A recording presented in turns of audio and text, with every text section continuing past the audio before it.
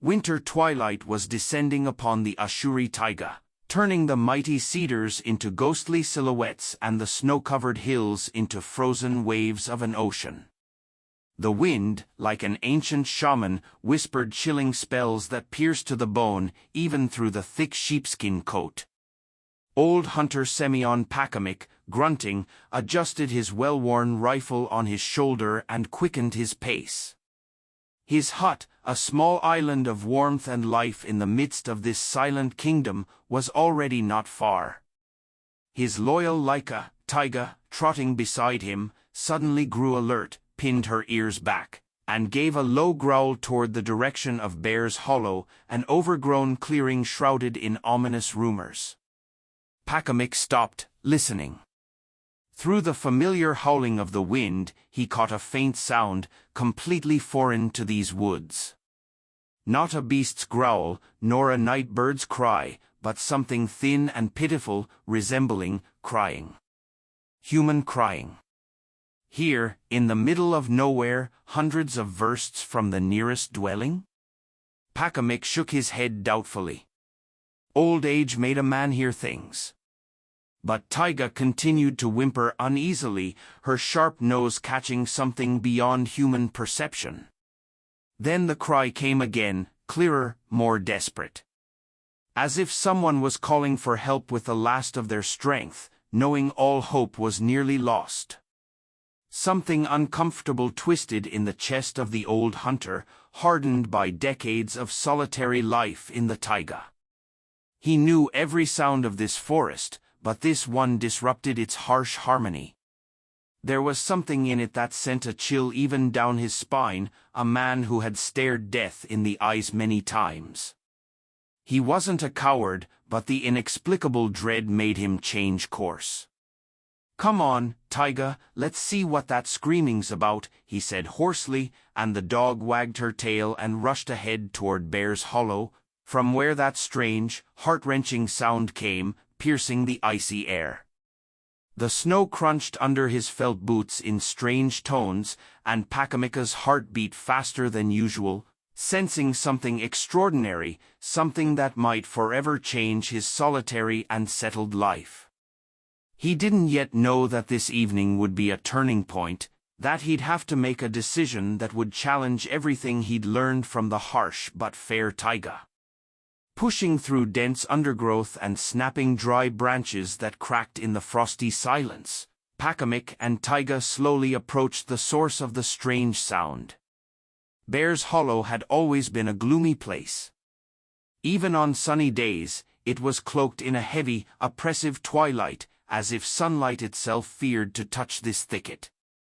Uprooted trees covered in moss and lichen looked like giant monsters frozen in death. It was said that long ago runaway convicts had camped here, and that this land had seen many dark deeds. Animals avoided this place, and even the birds sang here in a fearful, muffled way. More than once, Pokhoch had found old, rusting traps sunk into the ground, placed there by grandfathers long gone, and he always felt uneasy here. The crying grew louder, now clearly tinged with a childlike helplessness. A wild thought crossed his mind: what if it really was a child, lost or left behind? But who in their right mind would drag a child into such wilderness in the middle of winter? He brushed the thought aside, but his heart pounded harder. Taiga, usually bold and feisty, now pressed close to his legs, whining softly, the fur on her neck standing up. At last, they emerged into a small clearing strewn with fallen trees. What Pokhoch saw made him freeze in place. His old rifle instinctively twitched in his hands. Beneath the upturned roots of a giant cedar, in a small snow pit, curled into a ball and trembling, lay a bear cub, so tiny he was barely bigger than Taiga. His wet fur was matted with frost and possibly tears. He didn't growl, didn't try to defend himself, he only whimpered softly and brokenly, a sound so eerily human that it took the hunter's breath away. His tiny black bead-like eyes, full of unspeakable terror and despair, stared blankly into space. No sign of a mother bear nearby, not a single track. Pokhoch, an experienced tracker, understood instantly either the mother had been killed or, in an extremely rare and desperate moment, she had abandoned her cub. The little one was completely alone in this frozen, merciless wilderness, doomed to die a slow death from cold and hunger. Pokhoch stood motionless, trying to process what he was seeing. Flashes of old hunting tales crossed his mind. His father's teachings echoed, a wounded or orphaned animal is the most unpredictable. But nothing he saw fit any known rule. This tiny bundle of life was no threat. It was the embodiment of pure, unfiltered suffering. The cub whimpered again, and that sound struck Pokhoch's heart like a knife. He lowered the rifle, which he'd been gripping so tightly his knuckles had gone white. What prey? What danger? Before him was simply a dying child, abandoned to fate.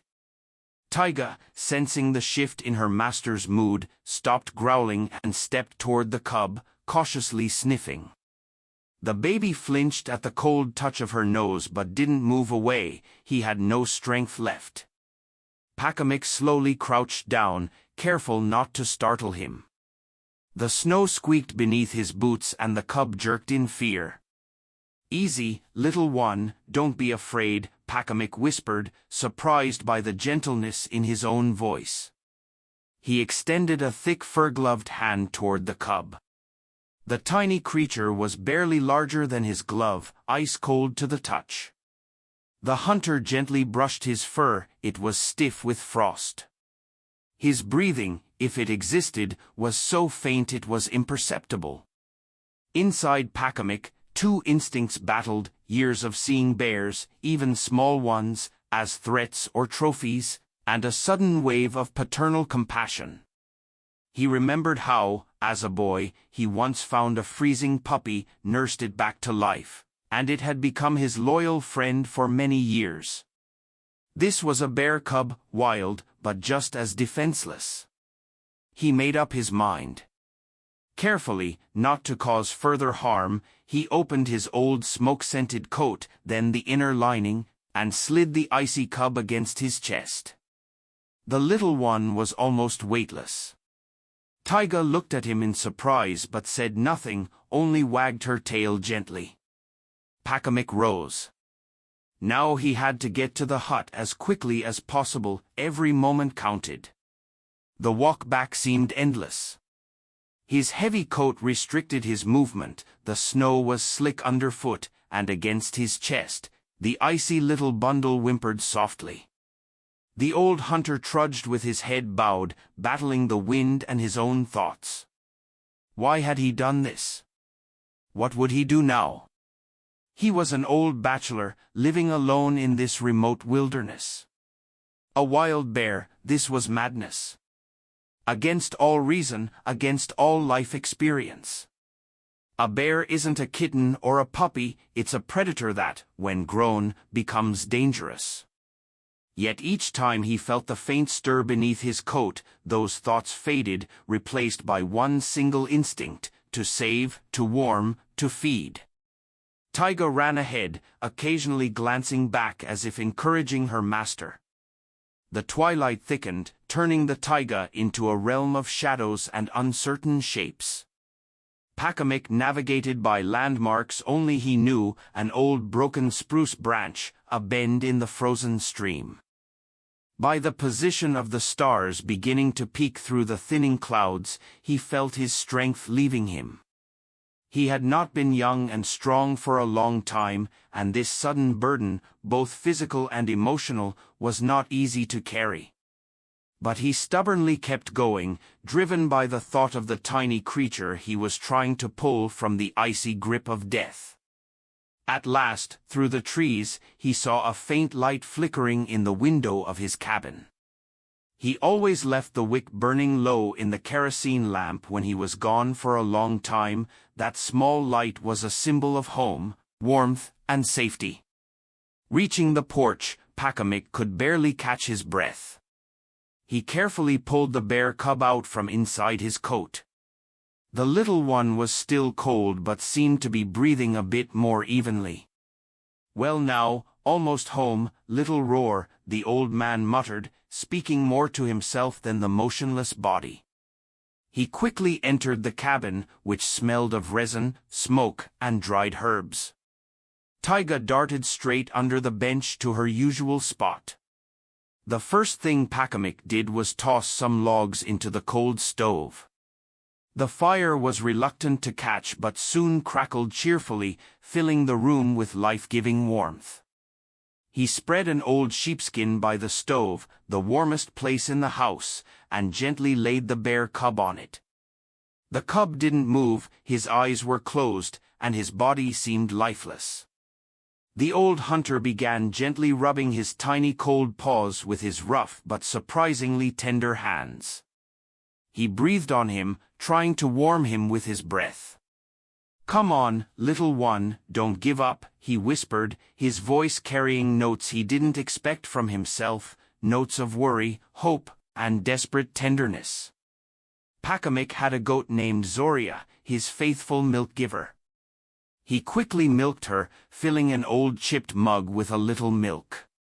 He warmed it slightly on the edge of the stove, then rummaged through his sparse supplies to find an old dropper that once belonged to his father, who had used it to feed injured chicks. Carefully, drop by drop, he tried to pour a little milk into the cub's slightly open mouth. At first, the cub didn't respond, the milk just dribbled out, but Pokhoch didn't give up. Again and again, he brought the dropper to the cub's lips, and then, miracle of miracles, the cub weakly smacked his lips and took a tiny, barely noticeable sip, then another.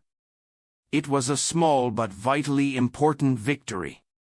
Pokhoch felt the weight lift slightly from his heart. There was hope. He continued patiently feeding the cub until he'd swallowed several droppers of milk, then wrapped him again in an old coat closer to the stove's warmth and sat beside him on a low bench, not taking his eyes off him. Taiga came over and nudged his hand with her wet nose, as if asking, "How is he, master?" Pokhoch stroked her head. "He'll make it, Taiga. He's tough.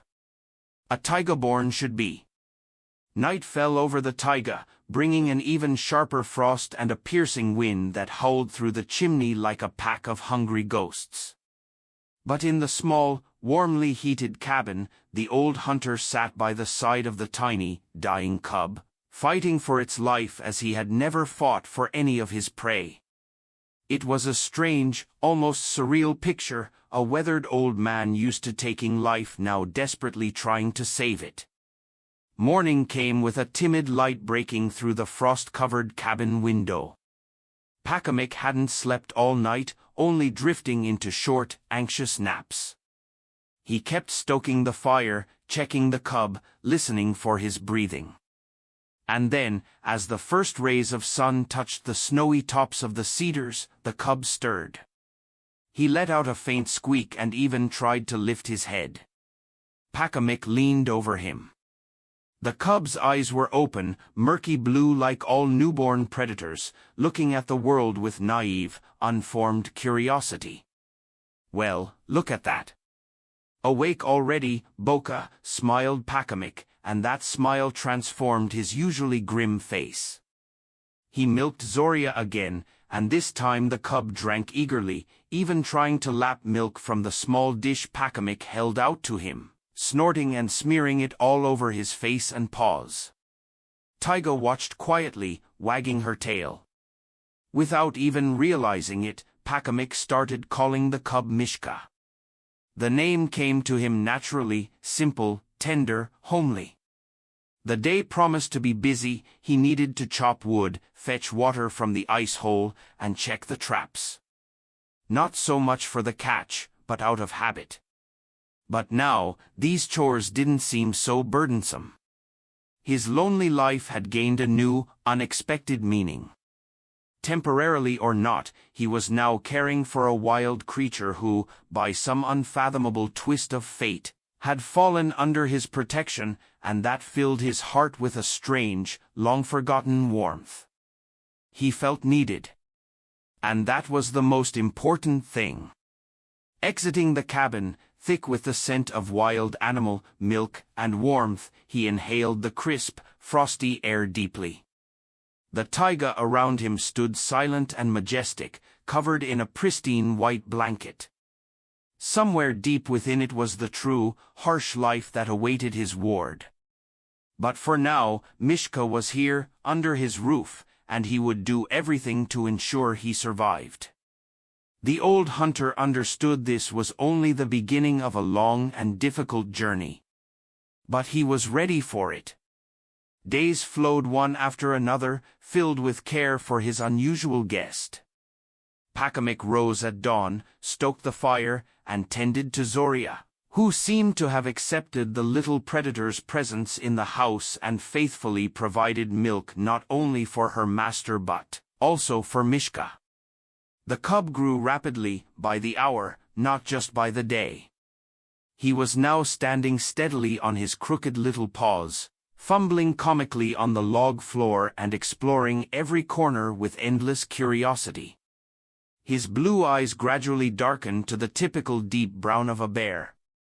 He tried to play with Taiga's tail, which she tolerated patiently. He clumsily climbed onto Pokhoch's old felt boot, left out especially for him, and huffed indignantly when something displeased him or when he was hungry. Pokhoch, watching his antics, often caught himself smiling. He couldn't remember the last time he had smiled like that. His stern heart was thawing beside this small, trusting creature. He made toys for Mishka from pine cones and bark, told him old tales remembered from his grandmother, and Mishka seemed to listen, tilting his head as if trying to understand. Pokhoch's cabin had turned into something between a bear den and a nursery. It smelled of smoke, herbs, milk, and of course, wild animal. The old floorboards were scratched by Mishka's claws, chewed sticks and splinters were scattered in the corners, but Pokhoch didn't mind. He liked the commotion, the fullness of life. He hadn't felt so alive in a long time. In the evenings, when Mishka, full and tired from playing, curled up by the warm stove and softly snored, Pokhoch sat on his bench, quietly mending nets or doing odd chores. In those moments of silence and peace, he felt a deep, long-missing harmony. Taiga, his faithful companion, had also accepted Mishka. She let him sleep beside her and even licked him sometimes, like her own pup. Time passed. Winter gradually loosened its grip. The sun grew warmer, the snow began to melt, and the first hesitant greenery peeked through. The air smelled of spring, damp earth, swelling buds, and awakening life. Mishka had grown noticeably, no longer the helpless ball Pokhoch had once found in the bear den. Now he was a rather large, energetic cub who joyfully ran around the fenced yard Pokhoch had built to keep him from running into the forest too soon. Mishka dug in the melting snow, chased butterflies, and tried to catch fish in the nearby stream, unsuccessfully, for now. Pokhoch watched with a mix of joy and sadness. He was glad Mishka was healthy and strong, that he had saved him. But he also understood their time together was nearing its end. A bear is a wild animal, his place is in the taiga, not in a human cabin. The longer he stayed, the harder it would be for him to return to the wild. That thought weighed heavily on the old hunter's heart. He had grown used to Mishka, his antics, his trusting gaze. Without him, the cabin would again be empty and quiet, too quiet. But Pokhoch knew he had to do what was right for the bear cub, not for himself. He slowly began preparing Mishka for life in the wild. He stopped feeding him by hand and instead left food hidden in the yard for him to find. He brought him forest berries and roots that bears naturally eat. He told him stories about the forest, its dangers and beauty, as if Mishka could understand. And maybe he did, for animals often sense what words can't convey.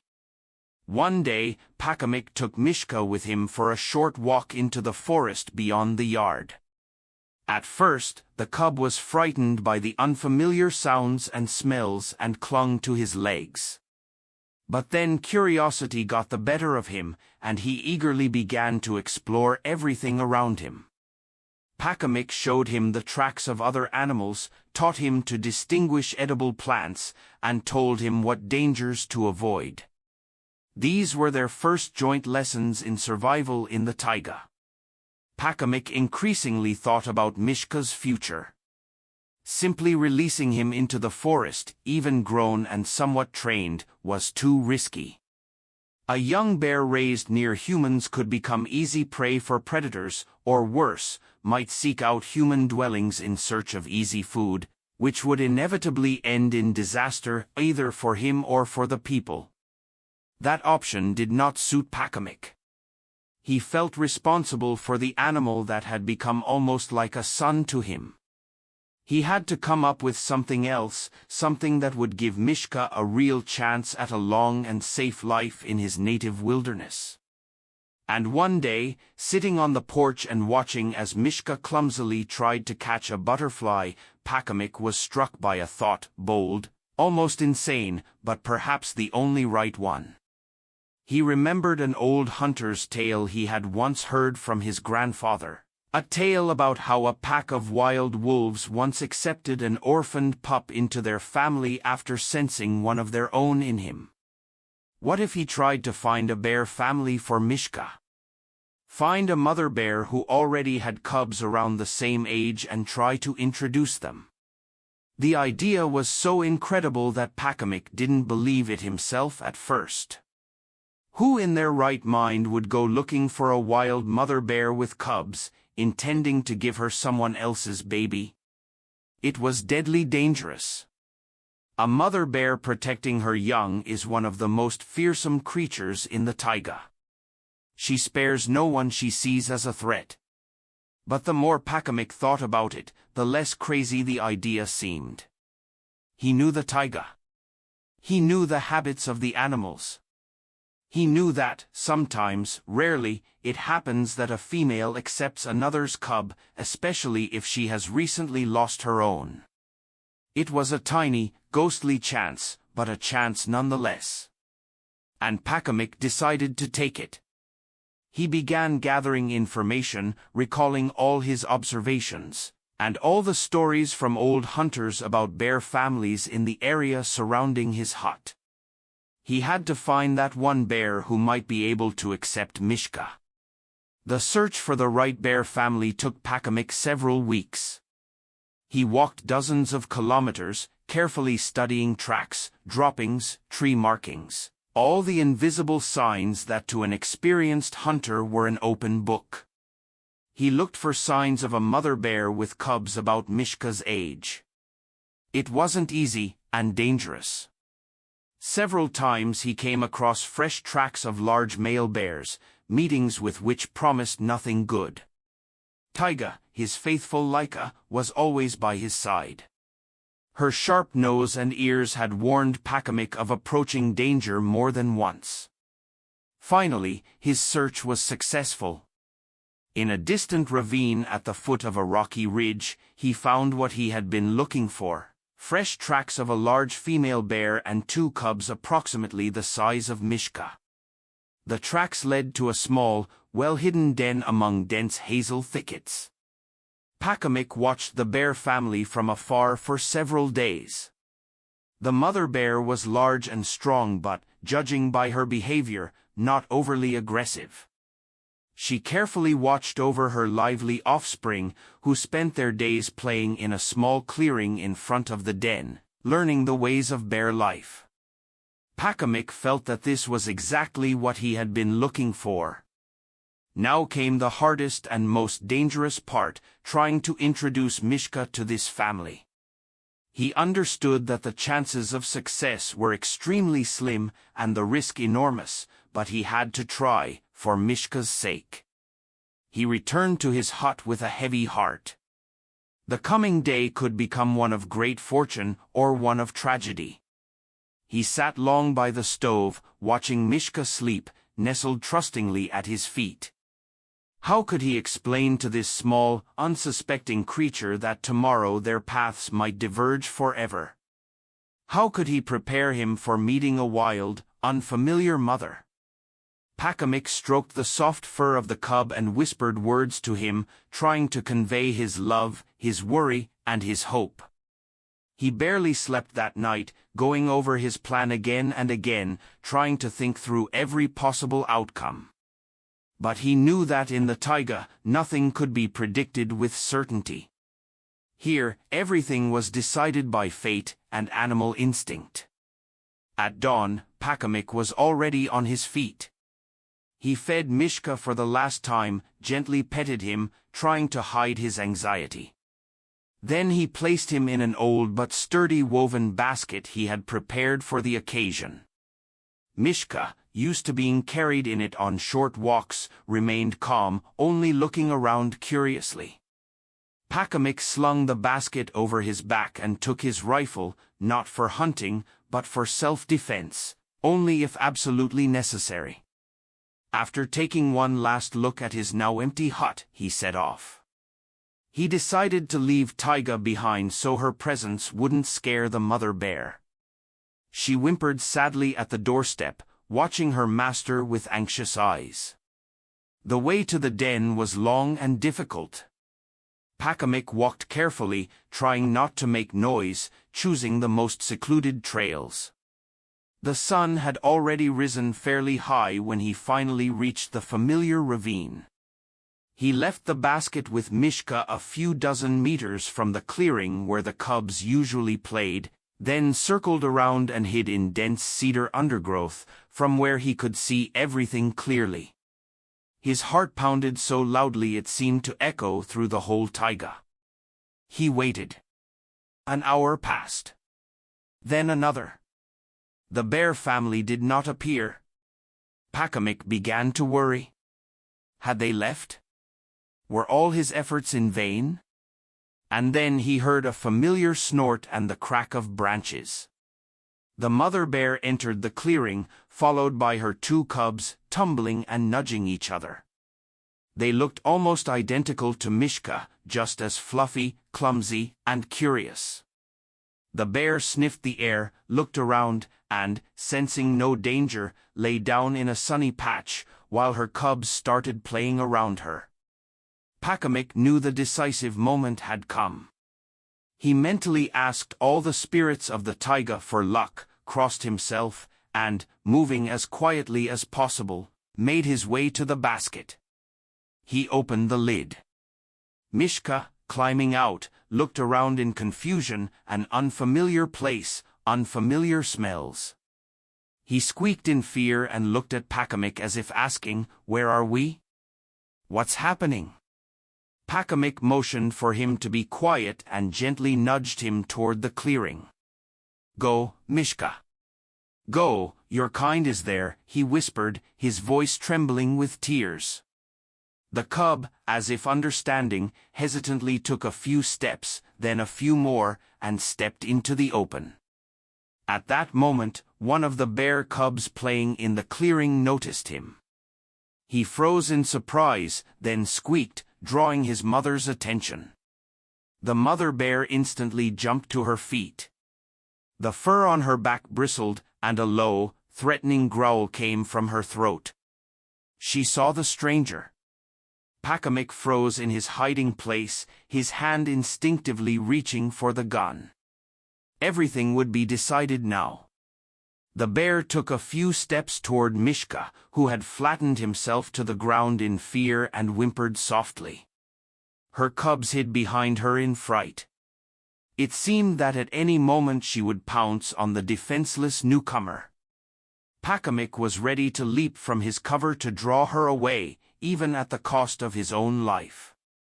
He could not let her tear Mishka apart.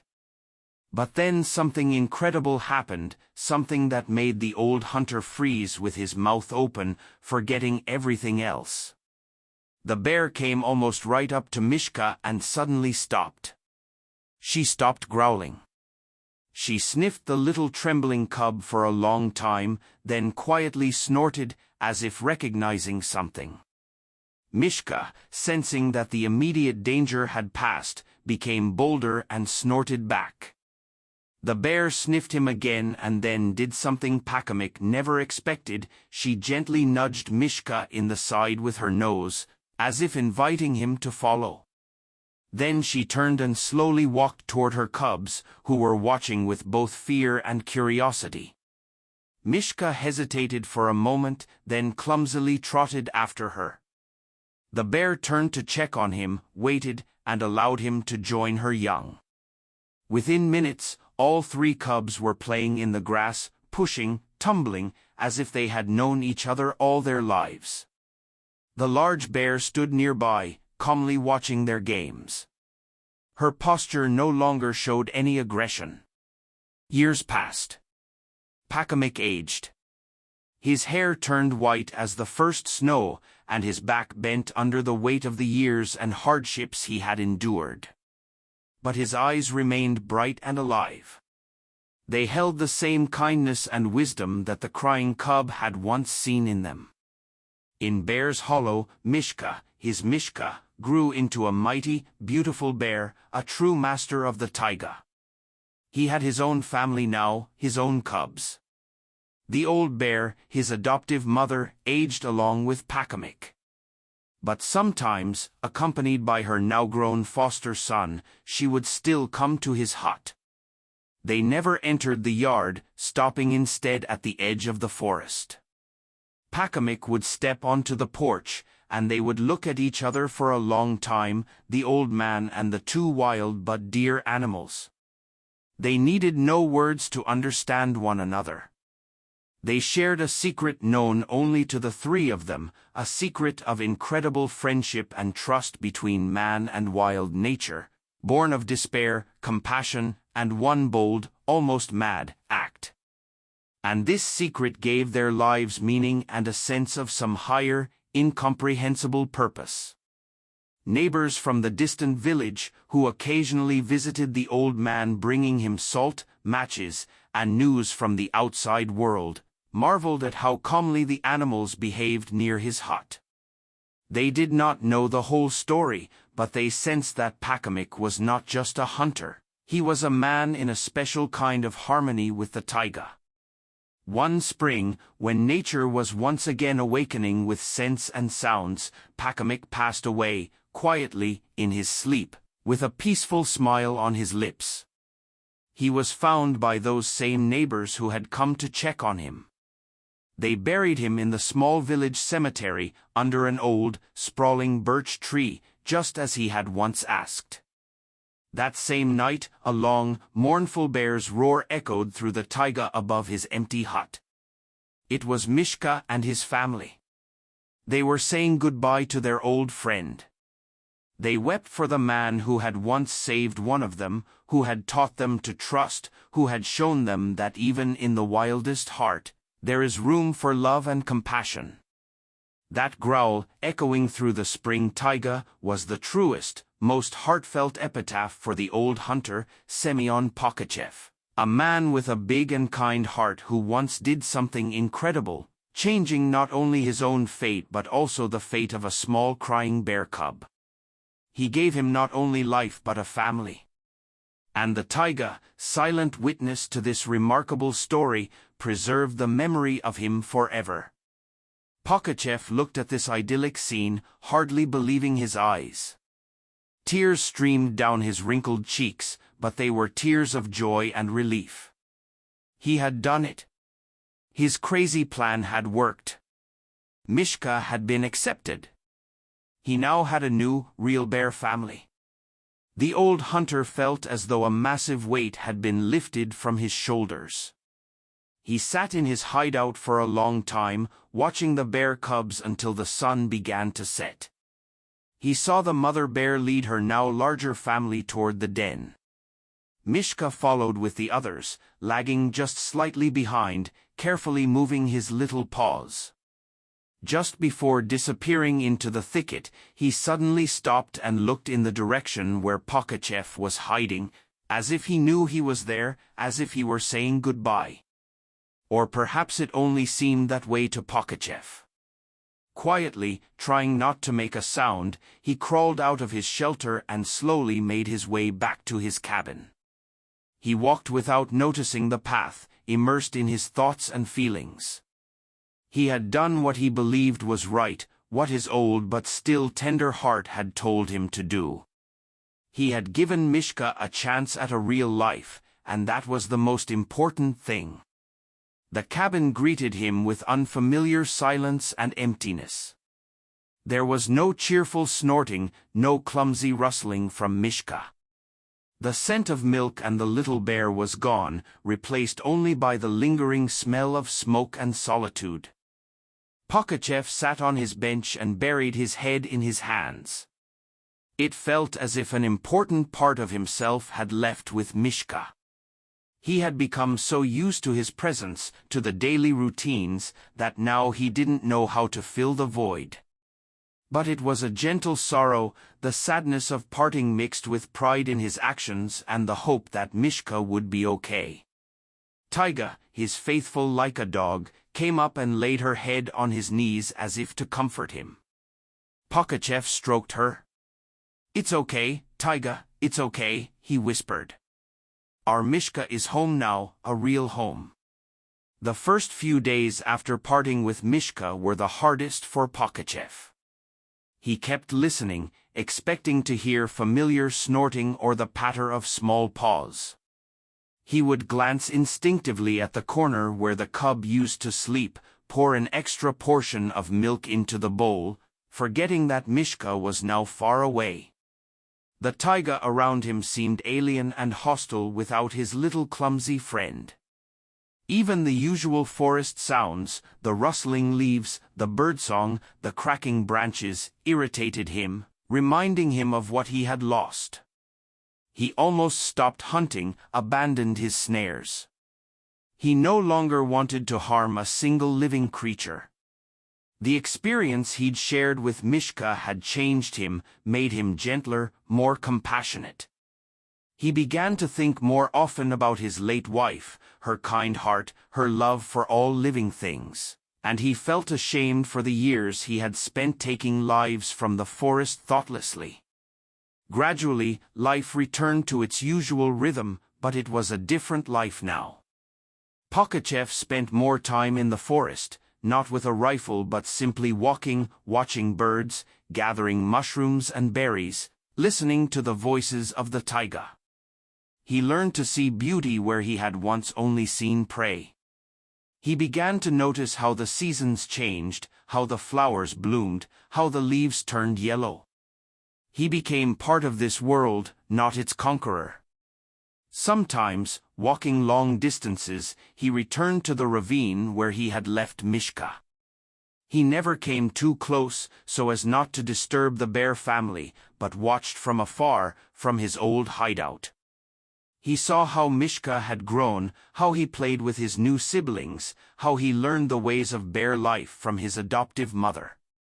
And every time he saw that Mishka was okay, that he was happy and safe, Pokhoch felt a deep sense of peace and satisfaction.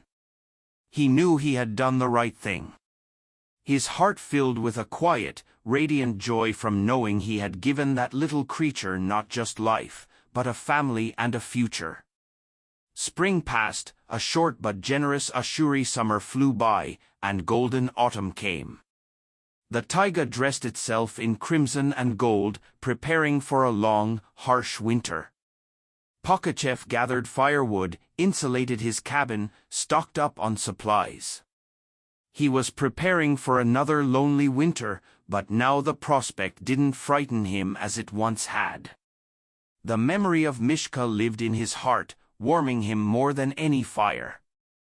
One day, in late autumn, after the first snow had dusted the earth, Pokhoch was walking his usual route through the forest when he suddenly noticed tracks in the fresh snow, large, clear paw prints of an adult bear, and beside them, 3 smaller sets of prints belonging to the now-grown cubs. Pokhoch's heart beat faster. He examined the tracks carefully. They led from the river into the forest, toward that same ravine. Could it be them? Could Mishka still be there, with his new family? Carefully, he followed the tracks, trying not to make a sound, though he knew that if it was them, they had already sensed him. The tracks led him to a familiar clearing. There, at the edge of the forest, he saw them. The mother bear stood with her head held high. Her brown fur gleamed in the golden autumn sunlight. She looked just as strong and confident as he remembered. Beside her stood 3 young bears, no longer clumsy cubs, but sleek, muscular predators, nearly as tall as their mother. One of them was slightly larger than the others and had a particularly attentive gaze. It was Mishka. He too was looking at Pokhoch, and in his intelligent dark eyes there was no fear, only calm curiosity and, Pokhoch thought, a faint glimmer of recognition. Pokhoch froze, afraid to scare them off. He didn't know what to say or do, he simply stood there, watching them, and they watched him in return. The silence lasted several minutes. Then the mother bear took a few steps forward, stopped, and snorted softly. It wasn't a threatening growl, it sounded more like a greeting, an acknowledgement. Pokhoch slowly extended his hand, palm upward, as a sign of peace. He didn't expect them to come closer, that would be too much, but the mother bear, after a moment's hesitation, took a few more steps and stopped at a respectful distance. She looked at him with wise, understanding eyes. Then Mishka, his Mishka, stepped away from his siblings and came a little closer too. He stopped next to his mother and looked at Pokhoch.